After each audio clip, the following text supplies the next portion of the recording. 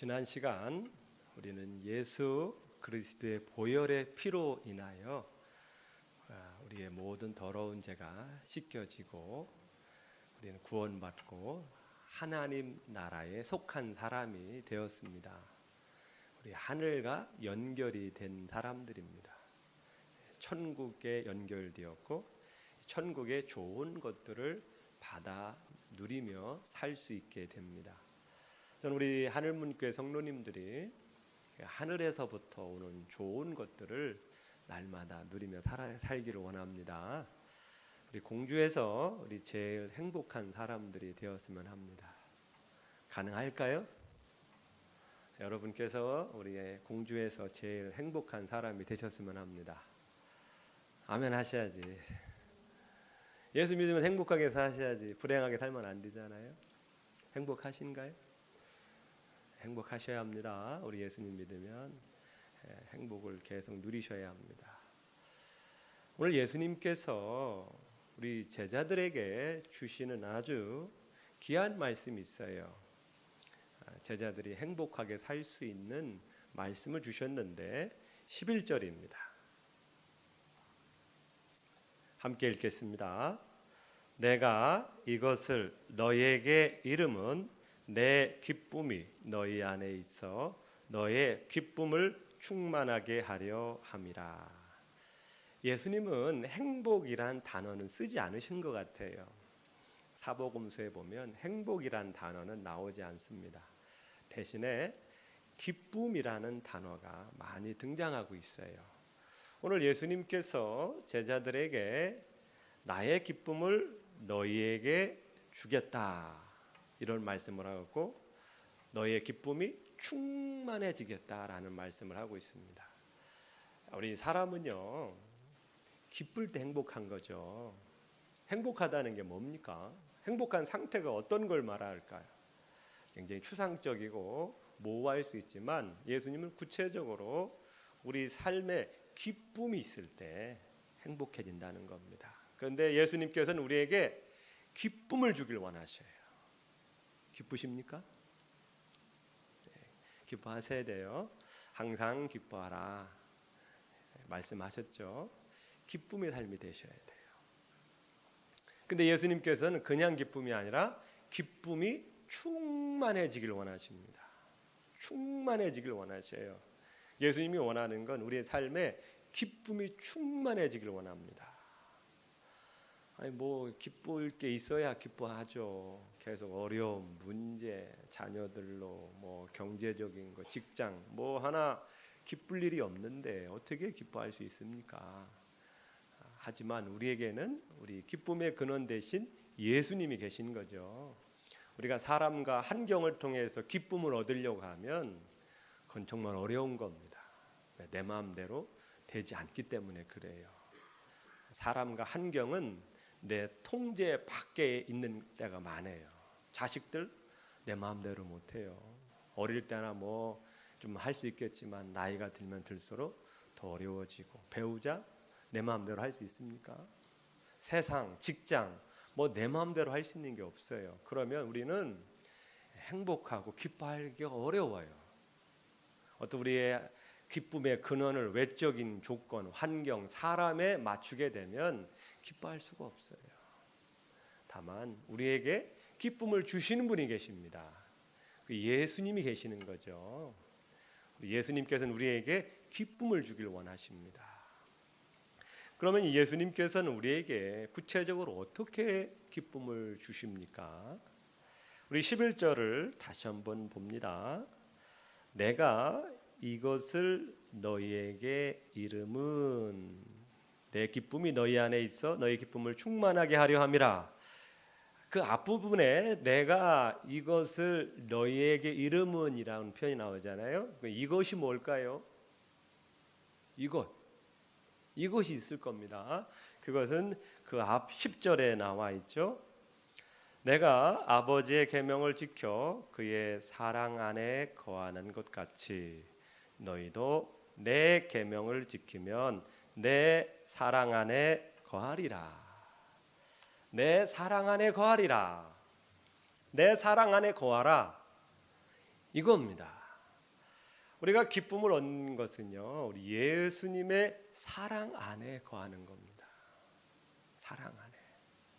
여러분, 우리가 누군가에게 사랑을 받을 때 사람은 기쁘고 행복한 거 아닙니까?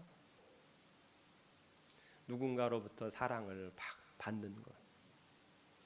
그래서 연애하는 것이 좋은 게 사랑을 받고서 사랑을 하는 거 아닙니까? 그렇기 때문에 기쁘는 거죠. 우리가 예수님으로부터 오는 기쁨을 누리는 길은 예수님의 사랑 안에 있는 겁니다. 예수님의 사랑을 알고 느끼고 경험할 때에 우리는 기뻐할 수가 있게 되는 겁니다. 그래서 예수님께서 내 사랑 안에 거하라. 9절 말씀을 봅니다. 아버지께서 나를 사랑하신 것 같이 나도 너희를 사랑하였으니 나의 사랑 안에 거하라. 또 말씀합니다. 나의 사랑 안에 거하라. 이것이 우리 신앙생활의 큰 목표가 되어야 합니다.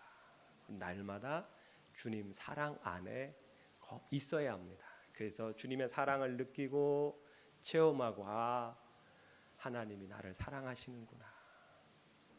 어렵고 힘들 때에도 하나님 나를 사랑하구나. 문제가 있을 때에도 하나님이 나를 사랑하는구나. 이것을 알게 되면 어려움도 문제도 극복해 나갈 수 있는 힘이 되는 것이죠. 그러니까 주님의 사랑을 더욱 우리가 느끼고 경험해야 합니다. 신앙생활은 이 주님의 사랑을 날마다 느끼고 그 사랑이 내 안에 더욱더 커지고 충만해지게 하는 것입니다. 그러면 우리가 세상을 이길 수 있어요. 하나님은 우리에게 문제를 안 주시는 분이 아닙니다. 고난도 안 주시고 어려움도 안 주시는 분이 아닙니다. 이 세상 자체가 악하기 때문에 우리는 어쩔 수가 없어요. 예수님을 믿어도 문제, 고난, 어려움 당합니다.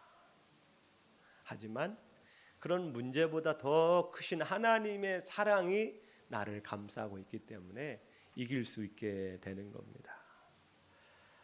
10절 말씀을 봅니다. 10절. 내가 아버지의 계명을 지켜 그의 사랑 안에 거하는 것 같이 너희도 내 계명을 지키면 내 사랑 안에 거하라. 내 계명을 지키면 내 사랑 안에 거하리라 말씀하고 있습니다. 이게 진짜 우리 신앙생활 부담이 되죠. 주님 사랑은 참 좋은데 계명을 말씀을 지킨다는 것 자체가 부담으로 올 수 있어요. 근데 이 계명은 구체적으로 무엇입니까? 12절 말씀입니다. 12절 함께 읽겠습니다. 내 계명은 곧 내가 너희를 사랑한 것 같이 너희도 서로 사랑하라 하는 이것이니라. 예수님의 계명은 뭡니까? 서로 사랑해라라는 겁니다. 뭐 큰 게 아니죠? 사랑하라라는 겁니다. 예수님께서 우리를 사랑하신 것 같이 너희도 서로 사랑해라. 이것이 주님의 계명입니다. 이 말은 다른 말로 하면 사람은 어떤 때 행복하고 기쁨이 충만합니까? 사랑을 받고 사랑을 할 때 기쁨이 온다는 겁니다. 이것이 기쁨의 근원이라는 거예요. 우리는 하나님의 사랑을 받고 그 받은 사랑을 또 가지고 사랑할 때에 우리 안에 기쁨이 있다는 겁니다. 우리 부모님들이 자녀들을 사랑할 때 힘들어도 자녀들을 사랑하여 섬길 때 기쁨이 있지 않습니까? 그 일을 감당할 수 있지 않을까요? 왜? 사랑하기 때문에. 사랑을 받고 사랑을 할 때 사람은 행복해지는 겁니다. 구원받는다는 것이 무엇입니까?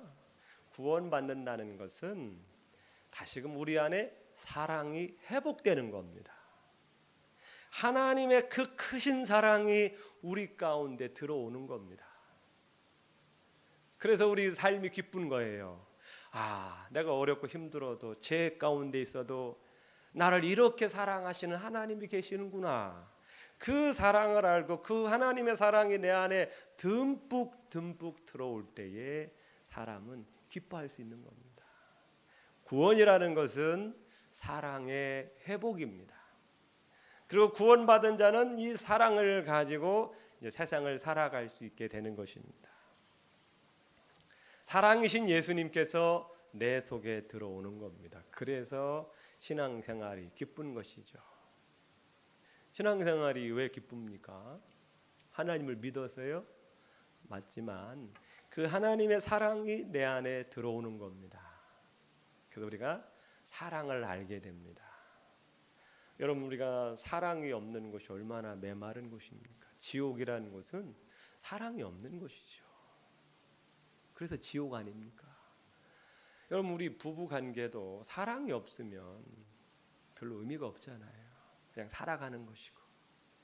여러분, 가정에 사랑이 없어 봐요. 썰렁하지 않습니까? 직장도 사랑이 없어 봐요. 얼마나 이게 정말 삭막한 곳이 됩니까? 그냥 벌기 위해서 가는 것이지 뭐 거기에서 어떤 기쁨이나 즐거움 누릴 수 있겠습니까? 모든 관계, 또 가정, 직장, 사랑이 있어야 돼요. 내게 돈이 있다고 행복할까요? 아닙니다. 내 안에 사랑이 있어야 돼요. 마태복음 24장 12절 말씀에 보면 마지막 시대에는 어떤 현상이 일어날까요? 불법이 성함으로 많은 사람의 사랑이 식어지리라. 마지막 시대의 특징은 뭡니까? 사랑이 식어지는 거예요. 사랑이 식어지면 어떻게 돼요? 그때부터는 냉랭해지는 것이고 별거 아닌 것 가지고 다투고 내 거 챙기다 보니까 상대방도 내 거 챙겨야 되다 보니까 어떻게 서로 싸우게 되는 거 아니겠어요? 사랑이 식어지고 사랑이 사라지면 싸움이 나오게 되는 거, 다툼이 나오게 되는 겁니다. 불평이 나오는 것이고. 이 마지막 시대는 더 사랑이 식어져 갑니다. 그렇기 때문에 나라가 막 혼란스럽고 가정이 무너지고 관계가 깨지는 거 아니겠어요? 사랑이 식어지고 사라졌기 때문에 그런 현상이 나타나는 겁니다. 구원이라는 것은 우리 마음에 이 사랑이 식어진 우리 마음에 다시 한번 하나님의 사랑이 부어지는 것이 구원입니다. 하나님이 나를 이처럼 사랑하시는구나, 나를 이토록 사랑하시는구나, 그것을 아는 것입니다. 그래서 진정한 구원받은 사람이 하나님의 사랑을 아는 거예요. 나 같은 죄인 살리신 그 은혜를 아는 자들이 구원받은 자의 삶입니다.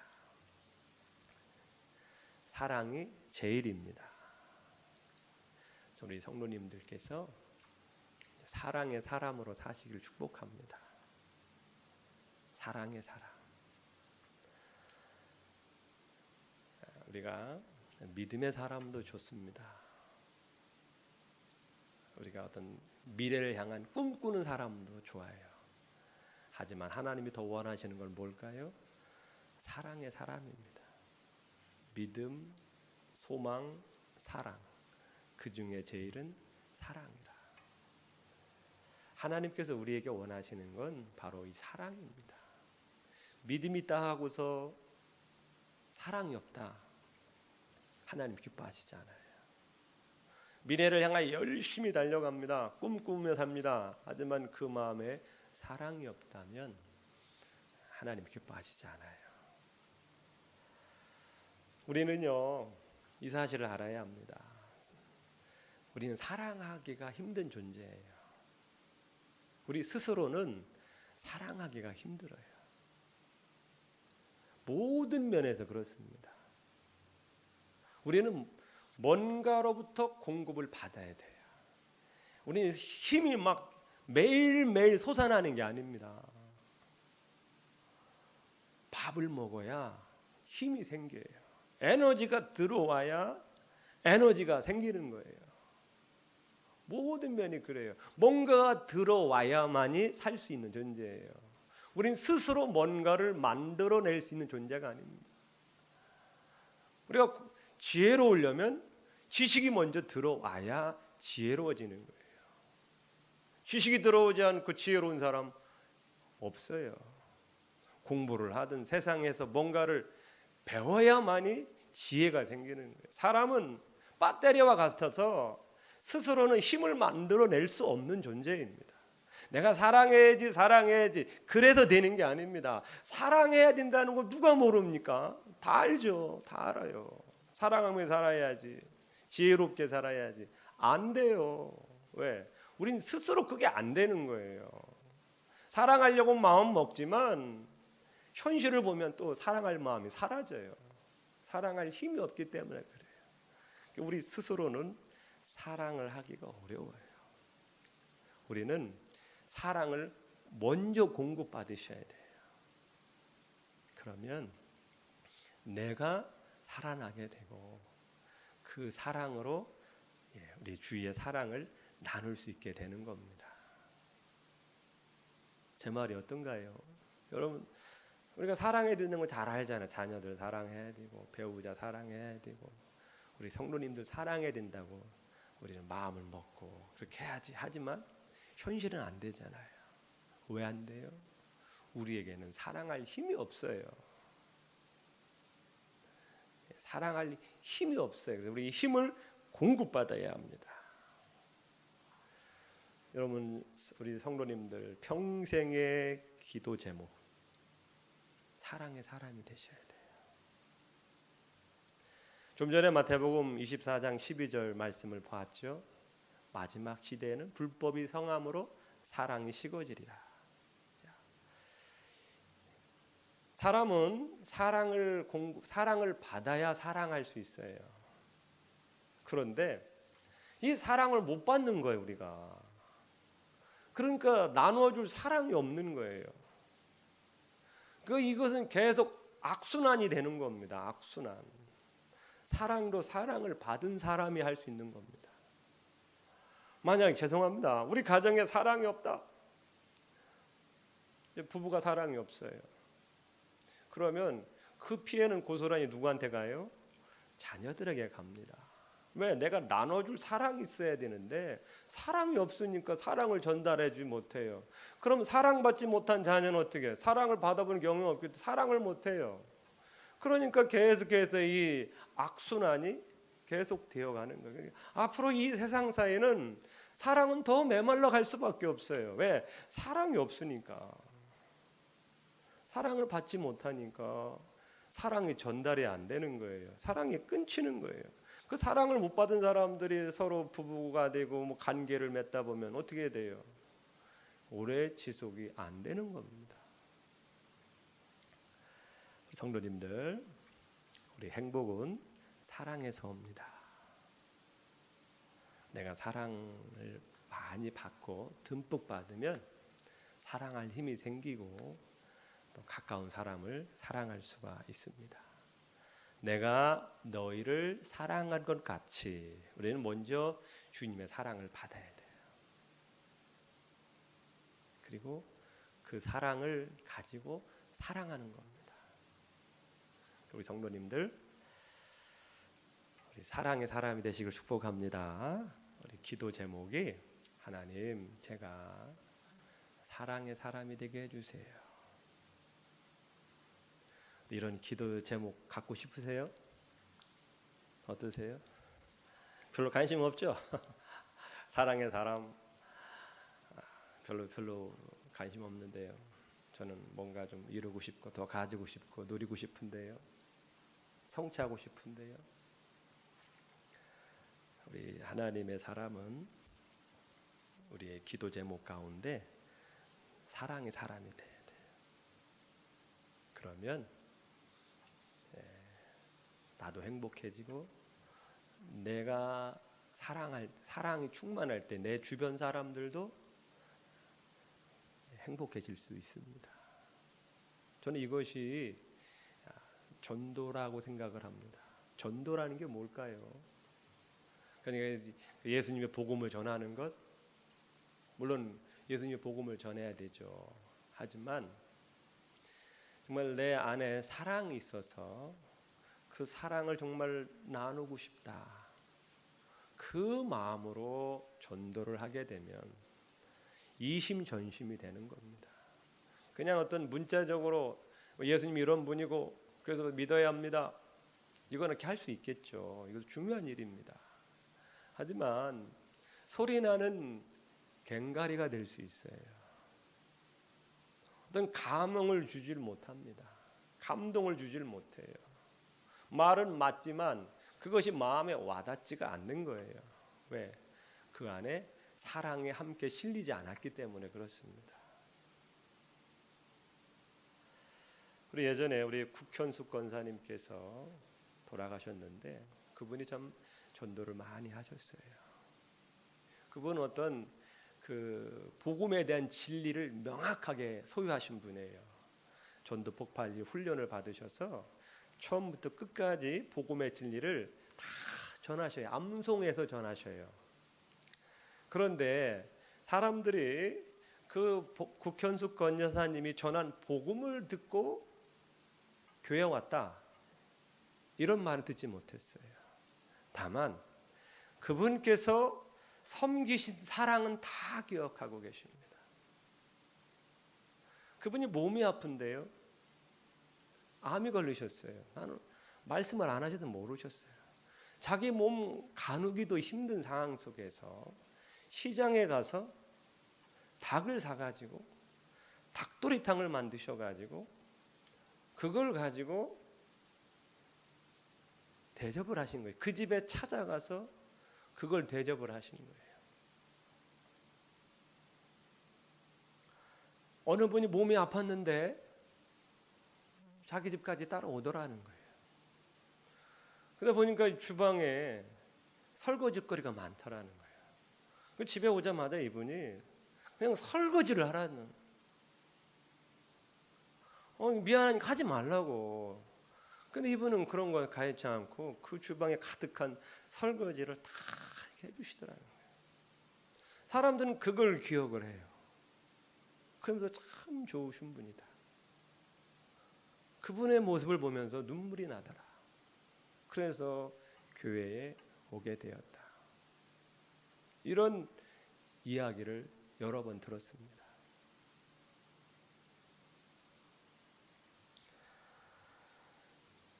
우리가 더욱 예수님의 사랑이 나를 감동시킬 수 있도록 우리가 기도하셔야 합니다. 그 오늘 예수님께서 우리에게 부탁하시는 말씀이 있어요. 7절 말씀입니다. 함께 읽겠습니다. 너희가 내 안에 거하고 내 말이 너희 안에 거하면 무엇이든지 원하는 대로 구하라. 그리하면 이루리라. 너희가 내 안에 거하라. 내 안에 거하라. 예수님께서는 우리 인간을 너무나 잘 아셔요. 예수님도 인간의 삶을 사셨기 때문에 우리 인간을 너무나 잘 아셔요. 우리 인간은 이기적인 동물입니다. 자기밖에 몰라요. 자기 중심이에요.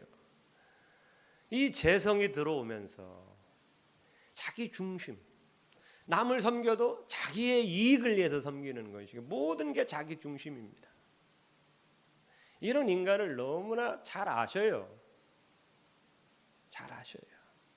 그래서 이런 인간성을 가지고는 세상에 죄만 더 가득하고요, 사랑은 식어질 수밖에 없는, 이것을 너무나 잘 알고 있습니다. 여러분, 예수님 안에 살지 않으면 내 안에 사랑이 있나요? 은혜가 있나요?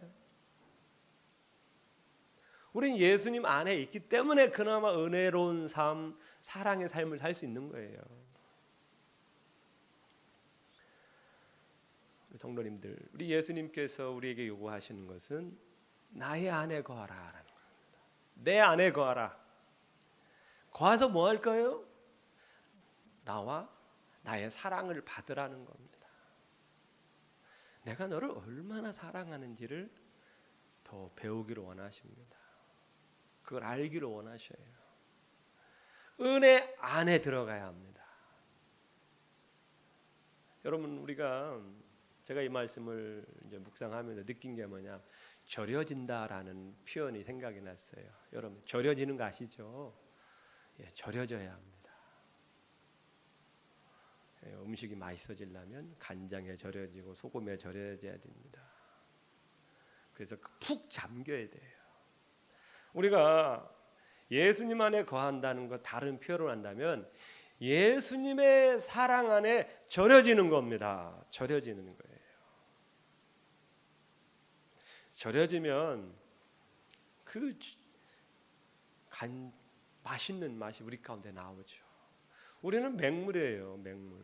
맹물과 같은 인생이에요. 우리가 예수님 안에 절여지면 좋은 포도주로 변화되는 겁니다. 우리 스스로는 좋은 포도주가 될 수 없어요.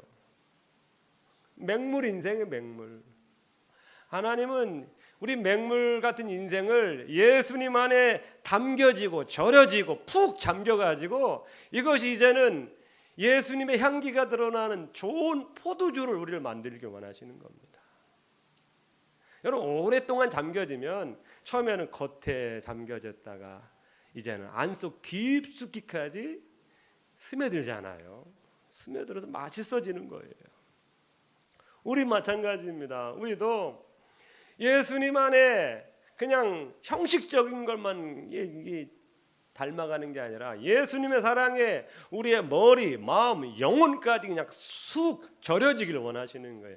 잠겨지길 원하는 겁니다. 그래서 우리의 머리뿐만 아니라 겉표면뿐만 아니라 마음까지도 예수님이 드러나는,